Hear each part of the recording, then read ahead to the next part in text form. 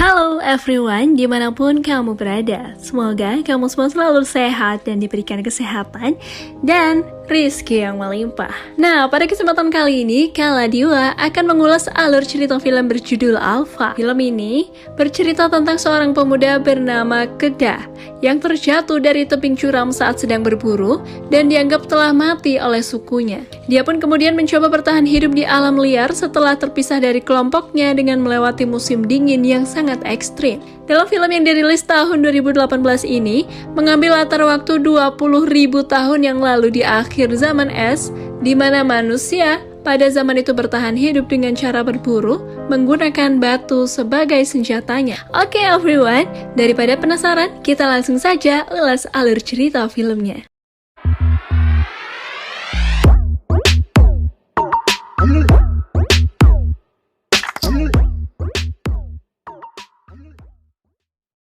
Film berawal dengan memperlihatkan sekelompok orang dari sebuah suku di Eropa. Di sana, terlihat beberapa remaja dari kelompok suku itu sedang diuji dengan membuat sebuah senjata dari batu yang dipahat untuk berburu. Mereka berburu untuk persiapan datangnya musim dingin yang sebentar lagi akan datang. Kedah adalah anak dari kepala suku di sana yang lulus melewati ujian tersebut dengan memahat batu menyerupai pisau.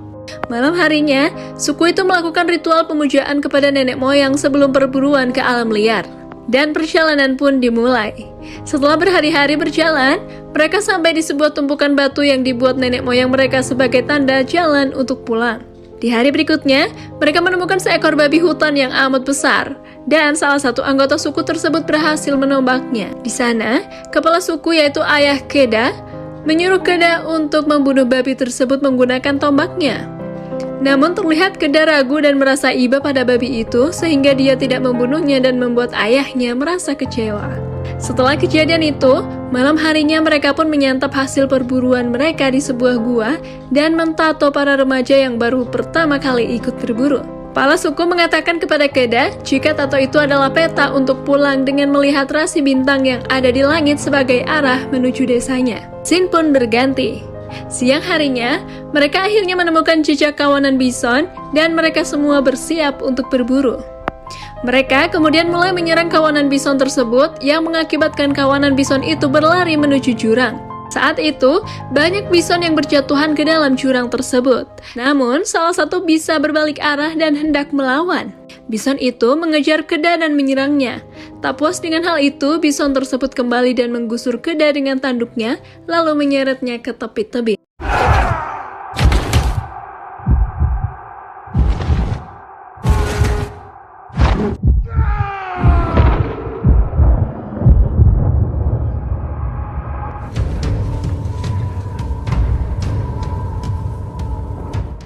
Melihat hal itu, ayah Kedah mengambil tombak dan melemparkannya ke arah bison itu dan tepat mengenainya.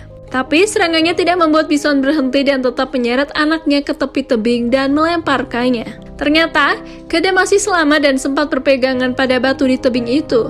Karena posisinya jauh, ayah dan suku lain tidak bisa menolongnya hingga akhirnya dia pun terjatuh dan menghantam bebatuan pada tebing tersebut hingga membuat tidak sadarkan diri. Ayahnya yang melihat kejadian itu begitu sedih, dan setelah menunggu kabar Kedah selama 1 hari 1 malam, akhirnya mereka meninggalkannya karena sudah menganggap Kedah telah meninggal.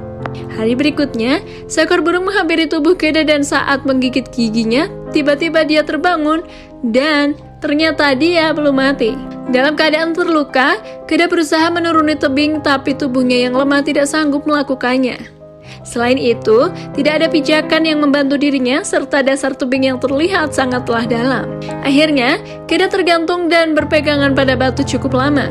Hingga kemudian hujan turun dengan deras sampai dasar tebing terlihat seperti sungai akibat dari luapan air hujan tersebut.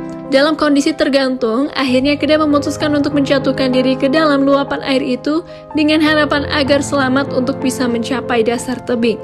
Setelah kejadian itu, Kedah terbangun dengan kondisi patah kaki dan kemudian dia menjepit kakinya di batu dan meluruskan tulangnya. Lalu dia berdiri dan berjalan sendirian untuk kembali pulang namun dengan jarak yang begitu sangat jauh serta kondisi alam liar tidak mudah baginya untuk kembali ke desanya. Kedah kemudian melihat tumpukan batu di tepi jurang di mana dia terjatuh. Tumpukan batu itu diletakkan sebagai tanda jika Kedah telah meninggal. Melihat hal itu, Keda pun merasa sedih dan berjalan dengan tertatih. Malam harinya, Keda beristirahat di sebuah pohon gersang tanpa minuman dan makanan. Pagi harinya, dia mencari minum dan terlihat di sana dia menemukan cacing, kemudian memakannya untuk bertahan hidup. Saat sedang istirahat, Keda diserang oleh kawanan serigala yang mereka sebut sebagai alfa.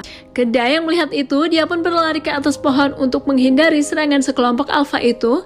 Namun salah satu dari kawanan alfa itu berhasil menggigit kakinya dan Keda berhasil melawan dan melukai salah satu serigala itu dengan tombaknya. Esoknya, alfa terlihat masih tergeletak di bawah pohon dan Keda mencoba untuk membunuhnya. Namun, lagi-lagi Keda merasa iba dan kasihan pada serigala tersebut. Dan dia mengikat mulut serigala itu, lalu membawanya ke sebuah gua.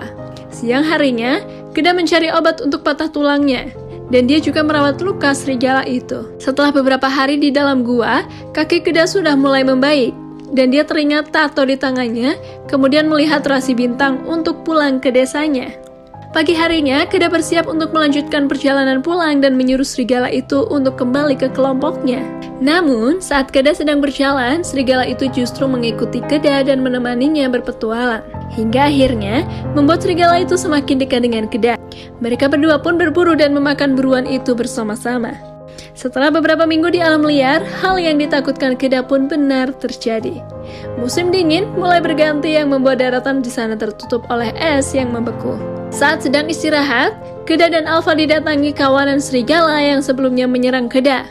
Alfa pun melihat seperti berkomunikasi dengan kawanan itu dan seolah-olah menjelaskan apa yang telah terjadi dan memberitahu bahwa mereka sudah bersahabat. Namun di malam itu juga Alfa memutuskan kembali pada kawanannya dan dengan terpaksa Keda pun membiarkannya pergi. Keda akhirnya berjalan sendiri menuju desanya.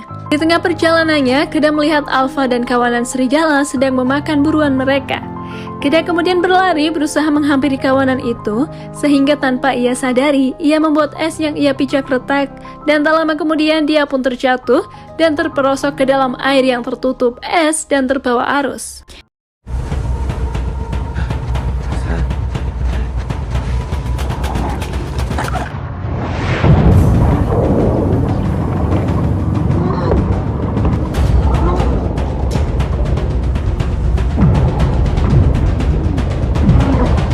Alfa yang melihat sahabatnya di dalam air, kemudian dia pun mengikutinya dari atas.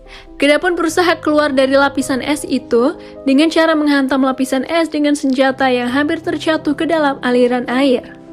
Namun, kemudian dia berhasil keluar dan selamat dengan kondisi kedinginan. Dia pun membuat api dan melucuti semua bajunya agar tidak terkena hipotermia. Scene pun berganti. Keda yang selamat akhirnya melanjutkan perjalanannya bersama Alfa. Di sana dia melihat sebuah jejak kaki, dan dari jauh terlihat orang di depan tenda. Melihat itu mereka pun bergegas menghampirinya. Namun, ternyata orang tersebut telah meninggal karena hipotermia dengan keadaan duduk. Keda kemudian masuk ke dalam tenda itu untuk mencari makanan yang ada. Tapi di sana dia tidak menemukan apapun untuk makan dan akhirnya dia hanya membawa panah dari mayat orang tersebut. Saat sedang akan melanjutkan perjalanan, terlihat terjadi badai salju yang besar dan di sisi lain kelompok hyena mengejar mereka.